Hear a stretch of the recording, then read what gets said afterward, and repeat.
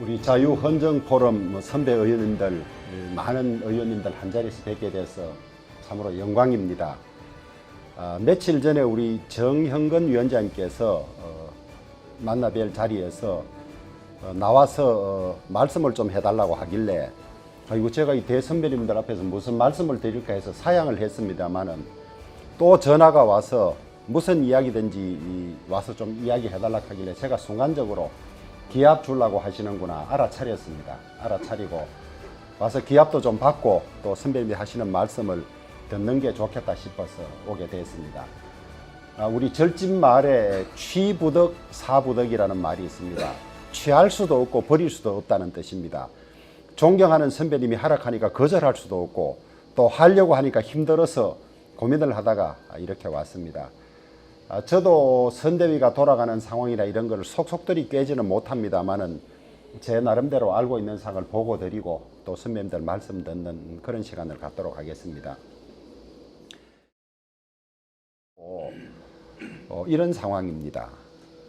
그 다음에 이제 남은 것이 인물과 바람인데, 인물과 바람은 이제 뭐 저도 잘 모르겠습니다. 지금 국민들 전체는 하기 싫은 선거다, 뽑고 싶은 후보가 없고 다 흠이 있어서 차악의 선택이 아니냐, 이제 이런 문제가 남아 있는데, 그럼에도 불구하고 저희들은 이재명 후보는 개인 자체가 너무나 문제가 많다.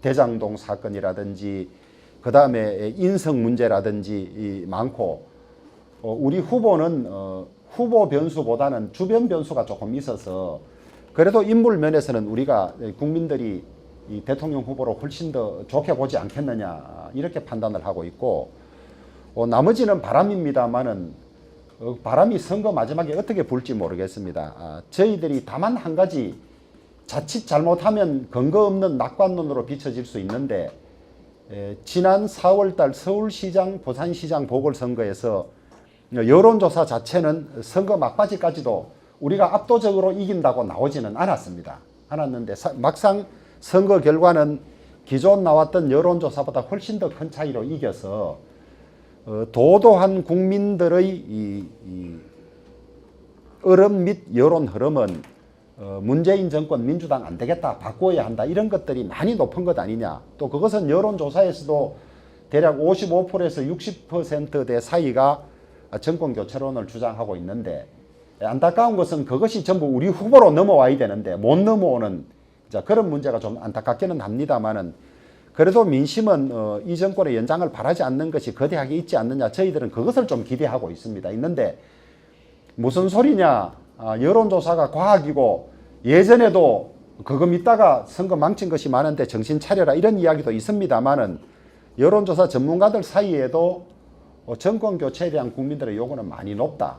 다만 우리가 그 물꼬를 제대로 터주지 못한 것이 아니냐, 그런 이야기들이 있는 것 같습니다. 그래서 저희들은 대선의 중요한 승부가 정권 교체를 바라는 민심을 얼마나 물꼬를 터서 그것이 바람으로 연결되게 하느냐, 가장 중요한 것이라고 그렇게 생각을 합니다.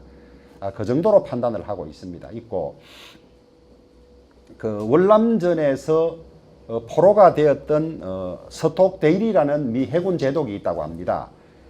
다른 포로 수용소에는 이 포로 수용이 돼도 거기에서 다시 미군 계급 체계를 가지고 포로 수용소 안에서 자기들끼리 위계 질서를 유지하는데, 다른 포로 수용소에서는 위로한다고 크리스마스에는 우리가 구출될 거라고 이제 제일 상관이 자꾸 후배들에게 이제 희망을 심어줬는데, 크리스마스에도 구출이 안 되고, 그 다음에 부활절 때 구출될 거라 그랬는데 부활절에도 구출이 안 됐다고 합니다. 그러다 보니까 자포자기하는 사람이 생기고 자살하는 사람이 생기고 해서 많이 죽었는데, 서톡데일이라는 제독이 제일 높은 계급으로 있던 포로 수용소에서는 처음부터 서톡데일이 우리 쉽게 구조될 수 없다, 우리가 적진 한가운데 포로가 됐는데 어떻게 쉽게 구출될 수 있겠나, 그러나 그렇다고 해서 감 떨어질 때까지를 기다리고 마냥 있을 수는 없으니 우리 운동이라도 열심히 하고 해서 체력이라도 키우고 하다 보면 구출 안 되겠나, 그래서 처음부터 낙관론을 펴지 않고 현실의 엄중함을 이야기하면서 그래도 죽을 수는 없지 않느냐, 살아나가자고 해서 막상 포로 석방될 때는 스톡데일이 있던 포로 수용소에는 한 사람도 자살하거나 죽거나 상한 사람이 없다고 합니다. 그래서 거기서 나온 말이 스톡데일 패러독스라고 하는데, 너무 현실을 낙관해도 제대로 된 계획이나 대책이 나올 수 없고,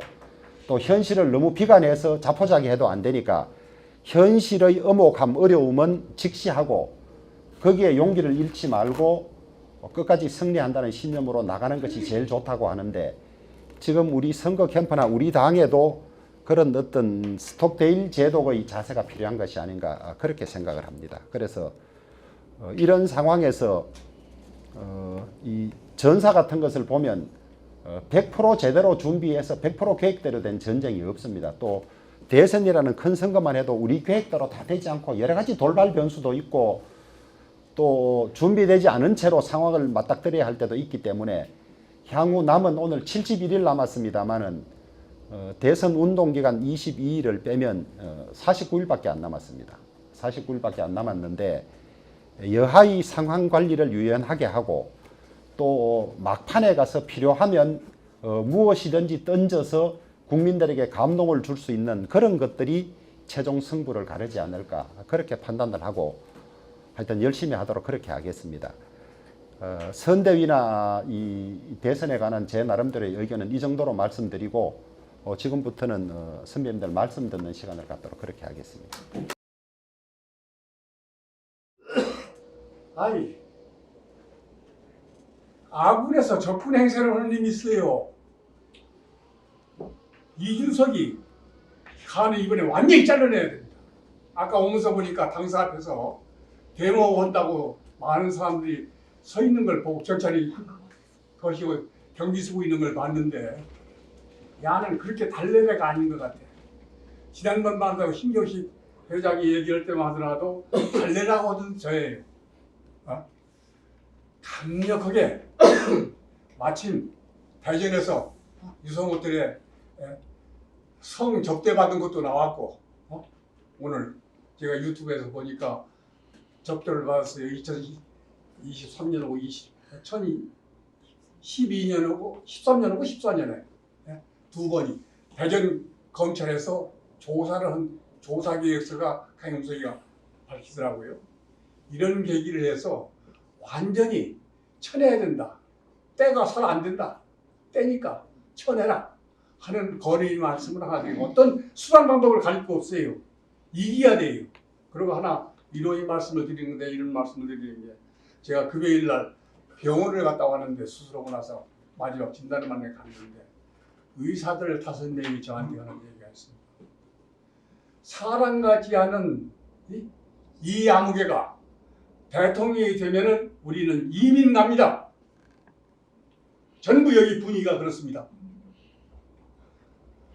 마침 내 사위 친구니까 나한테 한물 없이 한 얘기예요. 정말 이걸 이준석이를 치지 않고 놔둔 것은 대국민에 대한 배신입니다. 어떻게 잘려야 돼요?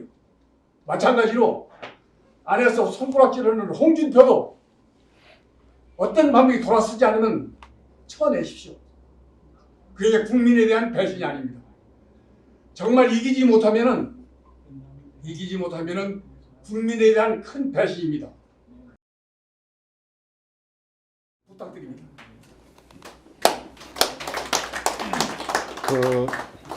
당내 문제에 관해서 이 말이 또 말을 만들고 이런 경우를 많이 봤기 때문에 제가 말씀 듣는 걸로만 하고, 거기에 제가 더 말씀을 얹지는 않겠습니다. 하는데 어떻게든 서로가 좀 화합해서 잘 되기를 바랄 뿐입니다. 이영일 의원님.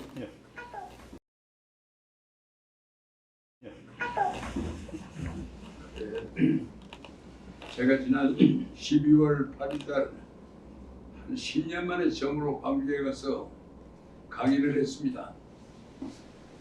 한 100여 명을 가톨릭 센터 뒤에 모여가지고 어느때 이 통일 문제를 놓고 강의를 하면서 어울리지는 않지만 지금 이 시국에 맞는 논리를 전개를 했습니다. 그날 많은 사람들의 공감도 사고 그랬는데 제 자신 느낌은 제가 과거에 광주, 서구, 남구, 동구에서 국회의원 생활을 했기 때문에 저는 아는 사람이 꽤 많습니다. 근데 정치 떠난 지가 10년이 넘어서 오래간만에 갔습니다만은 끝나고 나니까 질문이 많이 나와요. 제가 뭐라고 답변하기 아주 힘들었습니다만은 제가 그런 얘기했어요. 나는 과거에 광주 공원에 와서 김대중 씨가 지팡이만 두드려버리면은 아무리 선거운동을 해도 연탄가스 먹은 것처럼 저 지지하는 피가 다 죽어버렸다. 그래서 내가 6전 3승 3패를 했는데 지금 광주에 보니 과거에 김대중 씨에 대해서 걸었던 그런 카리스마의 지배가 사라져버렸다. 그래서 저는 개인적으로는 일고 후배고 고향 후배인 이낙연이라도 당선 후보가 되었더라면 그것도 정권 교체로 발표하겠는데 그것마저 안 됐기 때문에 이재명이 갖고는 정권 교체가 아니라 이 대한민국이 망하는 것이고 대한민국이 해체 과정으로 진입하는 사건이 일어날 테니까 여러분들이 누리고 있는 이 행복을 지키기 위해서는 이번에는 정권 교체를 하도록 광주의 분위기가 달라져야 한다 하는 걸 제가 강력하게 얘기했어요. 내가 그런 얘기했습니다. 그런 통일문제 얘기 가운데 이런 말 집어넣었어요. 왜 북한은 지구 최빈국이고 대한민국은 왜 선진국이냐? 왜 잘 사느냐? 그 이유는 간단하다. 민족은 북한이나 남한이나 민족은 같은데 이러한 발전의 형태가 생긴 것은 국가의 차이 아니냐? 그렇기 때문에 대한민국을 선진국으로 만드는 대한민국이라는 이 시스템이 우리를 이렇게 잘 살게 만들었다. 그런데 이 시스템을 해치우자는 세력이 이재명에 의해서 표현되고 있고 문재인에 의해서 표현된다면 우리는 우리는 끝나는 것이다. 따라서 망국이냐 흥국이냐의 기로에서 우리의 선택을 했다. 그렇기 때문에 광주 시민들도 이재명이 한다면 차라리 윤석열로 바꾸는 것이 광주의 현명한 선택이 될 것이다. 제가 이 강의를 했더니 굉장히 답변에 대한 박수가 컸어요. 그래서 속으로 난 그런 생각했어. 내가 지금 정부 교체 안 하면 나라가 망하는데 국회의원이 이랬다는 사람들이 정권 교체만 말로 바르지 말고 과거에 연구했던 자기 선거구에 가서 중앙선대 대책위와 관계없이 자원봉사로 뛰어갔다. 그래서 뛰어서 한 표라도 모아주는 것이 일할 수 있는 사람에게 힘을 모아주는 것이 단계이고 그것이 정권 교체 아니겠느냐. 그래서 제가 그날 마치 그날 몇 사람이 왔어요. 광주에 가보니까 광주 시지부 위원장이 과거 부산 문화원 방어 사건에 핵임했던 김현장이라는 사람이 오고 있는데 역시 운동권 출신은 다릅니다. 갑자기 이 간부들이 처음 빨간 잠바를 입고 서치는 거 보니까 옛날이 새로 우리 때는 과거에 여당이라 하면은 절대로 그런 복장도 못 입었어요. 그런데 김현장이 이야 간부들이 전부 그거 끼고 다길래 내가 굉장히 격려를 했습니다. 광주 바닥에서도 빨간 잠바 입은 사람들이 이렇게 몰려다니는 거 보니까 옛날하고 많이 달라진 것 같다. 이제 자신을 가지고 뛰어라. 그래서 내가 그 당직자들 그랬어요. 여러분들이 힘이 벅차면은 몇 개에다가 사랑방 자담을 쓰는 거 만들어 달라. 그러면 내 같은 사람도 와서 강연을 해주겠다. 그렇기 때문에 놀지 않도록 조직이 전부 움직이도록 매일매일 활동 상황이 중앙에 보고되도록 그렇게 관리하는 철저를 기해야 합니다. 왜냐하면 호남을 포기하지 마세요. 거기 보니까 제가 보면은 박근혜 대통령 때 10.5%가 제일 많이 나왔고 이명박 씨 때 9.8% 나왔고 지난번에 홍준표가 2% 나왔고 내가 선거 직접 참석했던 노태우 대통령이 6% 받았습니다. 근데 이번에 잘하면은 한 20%에서 25%까지도 노력 여하에 따라서 올라갈 수가 있기 때문에 낙담 말고 희망을 가지고 포기 말고 전진하시라 그 부탁의 말씀을 드립니다. 막상 선거 때까지 유지될 것인지 그것이 이제 좀 관건이고요. 저희들이 이 호남에 대해서 어떻게 하느냐에 따라서 유지하거나 관리될 수 있으면 제일 좋다는 생각이 들고요. 네. 네. 부정선거에 대해서도 이제 말씀을 좀 드려야 될 것 같아서요. 지난 4.15 총선을 갖고 얘기를 하면 뭐 지난 얘기니까 네가 알아서 해라 이럴 수 있지만 저희들이 알아서 하고 있고요. 근데 앞으로 있는 것은 우리들이 이제 충분한 경종을 울려야지 정권 교체에 도움이 될 거라고 생각하기 때문에 고언을 드립니다. 그 지금까지 부정선거를 이제 골목에서 얘기하는 음모론이라고 다들 이제 봤다면 최근에 있었던 여론조사에서는 전 국민의 32.3%, 우파의 54%가 부정선거가 있었다고 믿는 것으로 조사가 됐습니다. 만약에 이제 우리가 믿는 대로 부정선거가 있었다고 생각을 한다면 총선에서 했던 사람들이 대선에서 하지 않을 이유가 없다는 몇 가지 이유가 있습니다. 첫 번째는 부정선거를 만약에 했었던 사람들의 입장에서는 정권이 바뀌면 자기네들이 큰 처벌을 받기 때문에 이번에도 승리를 위해서 자기네들이 부정선거를 이제 할 것이고, 두 번째, 그 기법을 알고 기술을 알고 있는 사람들은 그걸 하지 않기가 어렵습니다. 세 번째, 부정선거를 총선보다는 대선에서 더 하기가 쉽습니다. 총선은 253개 지역구마다 투표용지가 다르지만 대선은 똑같거든요. 네 번째, 이 대선에서는 부정선거 의혹을 제기하기가 힘듭니다. 총선에서는 자기 지역구에서 한 1000표가 잘못 나왔다 그러면 바뀔 수가 있지만 대선에서는 어느 지역구에 잘못된 표가 10,000표가 나왔다고 해도 전국적으로 300만 표의 뭐 차이가 있기 때문에 여기에 있는 잘못으로 전체의 그 승패가 바뀔 수 없다. 이런 판사들의 판결이 있을 것이기 때문에 그게 참 힘듭니다.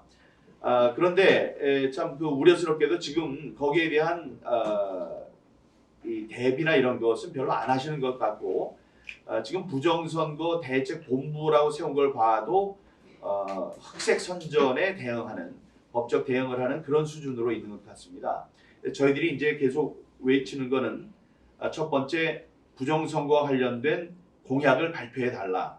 부정선거가 있으면 안 된다는 건 누구나 다 공감하는 거니까요. 두 번째, 후보께서 후보의 목소리로 공명선거에 대한 의지를 있어야 된다는 얘기를 해달라. 세 번째, 그 내부에 그런 동력이 없는 것 같으니 외부에는 지금 많은 곳에서 선거 지킴이, 부정선거를 감시하는 조직들이 지금 만들어지고 있습니다. 그와 이제 합작을 해서 부정선거를 감시하는 시민 조직을 좀 만들어주는 게 어떤가. 이게 저희들이 이제 원하고 있는 것입니다. 거기에 대해서 혹시 뭐 해주실 말씀이 있으면 한마디 해주시면 감사하겠습니다. 감사하겠습니다.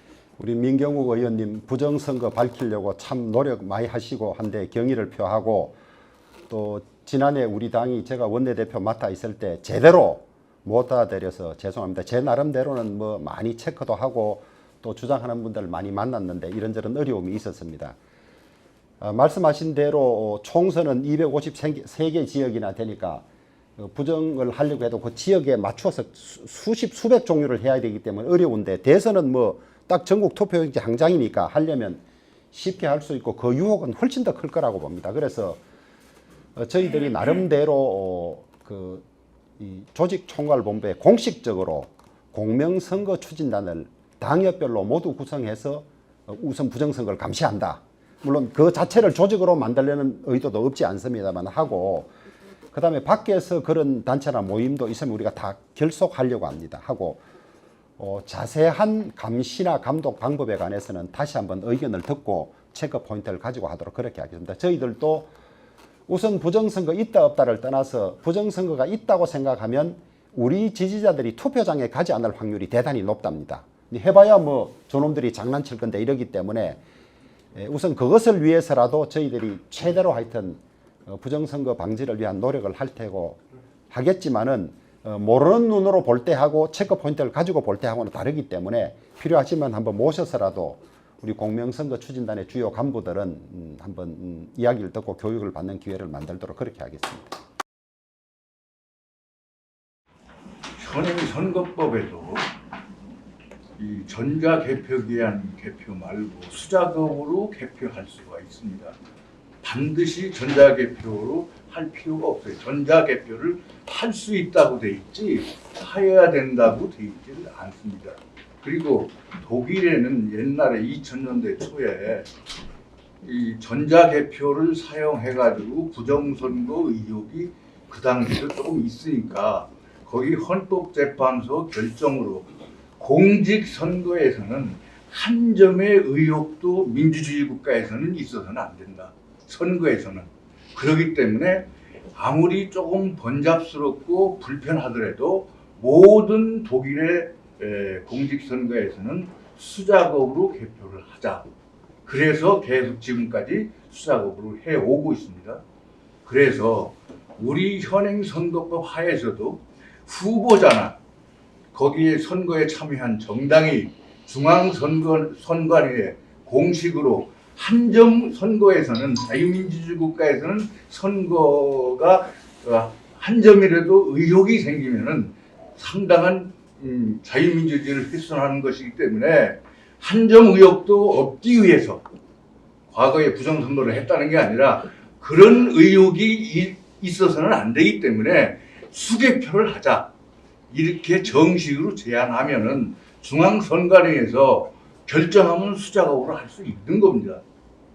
그렇게 좀 해주셨으면 좋겠고 그렇게 만약 했을 경우에 국민들한테도 요 이번 선거에 부정선거가 있을 그 경각심을 가질 수도 있고 그래서 여러 가지 효과가 있을 겁니다. 그래서 그걸 깊이 검토해서 그렇게 조치하면 어떻겠나. 그 수개표의 기능을 하지 못하는 것과 그다음에 그 세는 사람 자체가 지금 중국 사람이 들어가 있습니다. 이제 그 사실도 좀 알아주셔야 되고요.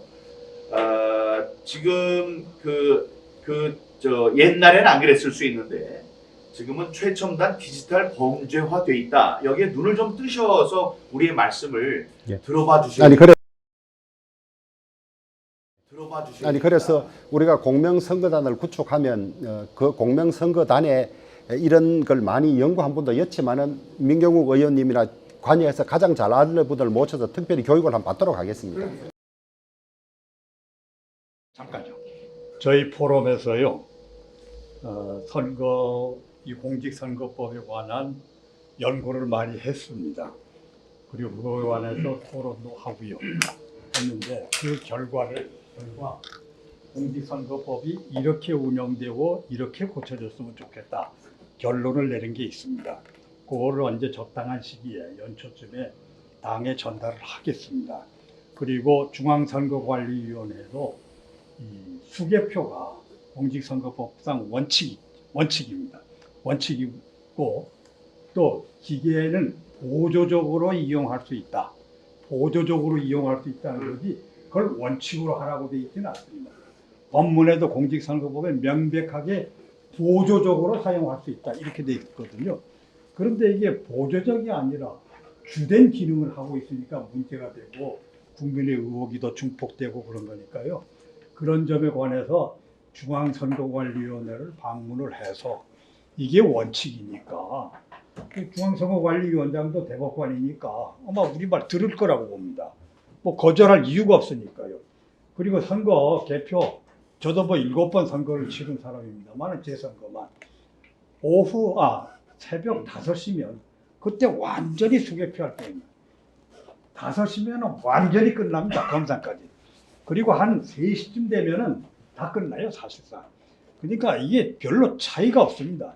지금 기계 개표를 하니까 어떤 현상이 생기냐면은 12시쯤 돼서 딱 끝내놓고 나서 한 2시간 동안 이 선거관리인들이 놉니다. 뭐 차도 마시고 뭐 어쩌고 하면서 한 2시간 낭비를 해요. 선생님, 그 왜 그런지 아십니까?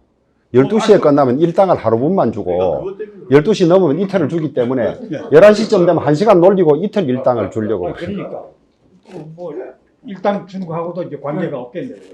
그러니까 그런 점을 좀 참고하셔가지고 참고해 주셨으면 좋겠습니다.